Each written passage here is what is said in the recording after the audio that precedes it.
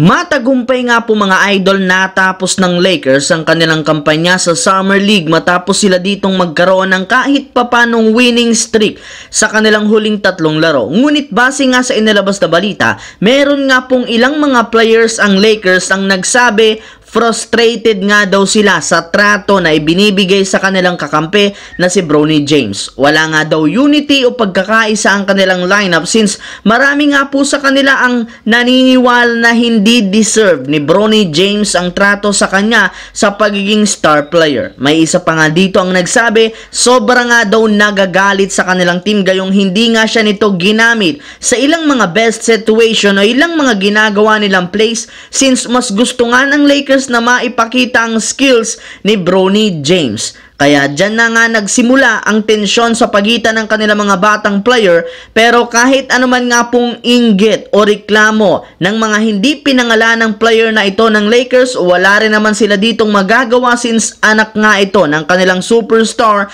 na si LeBron James at nangako rin naman ang mismong front office ng Lakers na gagawin nila ang lahat upang mapa-improve ang laro nito. Bago yan, ang video ng ito ay hatid sa inyo ng 1xBet. Suportahan at manalo sa inyong paboritong kupunan sa NBA, PBA, MPBL at ngayong Paris Olympics at iba pang sporting events. Maaaring makakuha up to 12,000 cash bonus sa inyong first deposit gamit ang aking promo code. Pag tama prediction mo, panalo ka. Simple lang, pindutin lamang ang link sa comment section at mag-register gamit ang inyong GCash account para makapag-cash in at cash out. Isang paalala, tumaya ng responsable. Samantala, ilang oras bago mag-umpisa ang unang game ng USA sa group stage laban sa Serbia, nagkaroon muna nga ang kanilang team ng final practice kung saan pinabayaan nga nila ang kanilang mga players na magkaroon ng individual practice upang makuha ang kanilang rhythm. Pero nagkaroon rin naman sila dito ng meeting para pag-usapan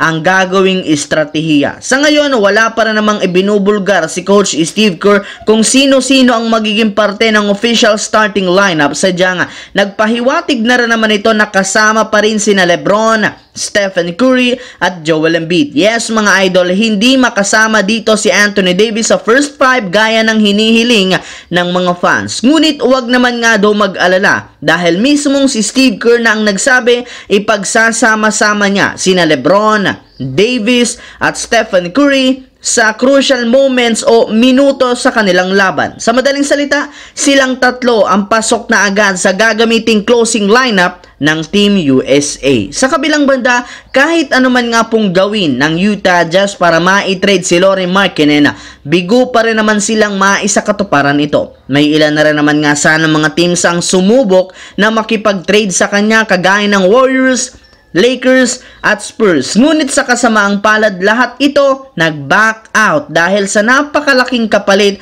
na hinihingi na hindi rin naman afford ang mga nabanggit na team. Kaya dahil nga sa kalagayan nito, mukhang malabo na talaga siyang ma-trade lalo pat hindi rin naman sila nagmamadali na ipamigay ito. Mismong si Danny Ainge na ang nagsabi na kung sakali man nga pong wala talaga silang magawang trade kay Lauri Markkanen, papipirmahin na lamang nila ito ng bagong kontrata. Para nga sa mga hindi dyan nakakaalama, 1 taon na lamang natitira nito sa kanyang kontrata na nagkakahalaga ng $18 million at pwede na rin naman silang bigyan at papirmahin ng extension sa August 6 upang sa ganon magamit nila ulit ito bilang trade asset. Isa pa, kailangan rin naman nga po ng Utah Jazz na magdagdag ngayon ng $14 million sa kanilang salary upang ma-hit ang kanilang cap space na nire-require ng NBA. Bukod dyan, kapag hindi nga nila ito binigyan ng extension, kusang ang magtatapos ang kanyang kontrata at magiging available siya sa free agency. At kapag nangyari yan, posible na ngang wala silang makuhang kapalit